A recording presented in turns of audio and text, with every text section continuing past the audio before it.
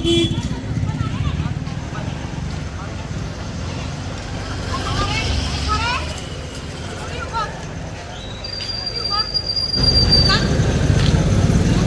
બધા બહુ જણા ભેગા થઈને ધમાલો કરે છે, છોકરીઓ જતી હોય છેડખાની કરે છે।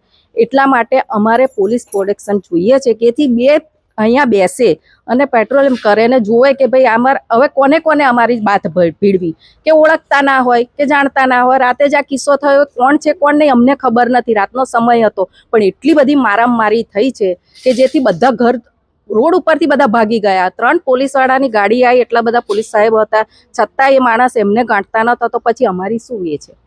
કાયમ અમે પહેલાં બી પોલીસ સ્ટેશનમાં આવી રીતે ફરિયાદ કરી હતી, પણ હજુ કંઈ એની પર એ નહોતું આવ્યું। કાલે પણ અમે પોલીસવાળા આવ્યા હતા, ટાઈમ ગાડી લઈને આવ્યા હતા, તોય પોલીસવાળાને પણ એ ગોઠતા નહોતા ને દારૂ પીને કાયમ માટે 2-3 દાડે કાયમ માટે ધમાલ કરે જ છે।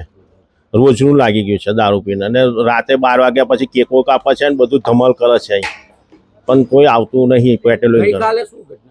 ગઈકાલે રાતે અમે જમવા બેઠા તે ઘડી એકદમ જ આવી હોવા થયો, બૂમો પડી ને અમે બહાર આવ્યા હતા। હોમાં ઠેઠ અમારી સોસાયટી લગાવીને પથ્થર મારો થયો હતો ને અમે પછી બહાર જઈને જોયું તો એ બધા અંદર લડતા હતા, એકબીજાને પથ્થર માર કરતા ને ઇન્જર બી થઈ ગયા હતા એ લોકો।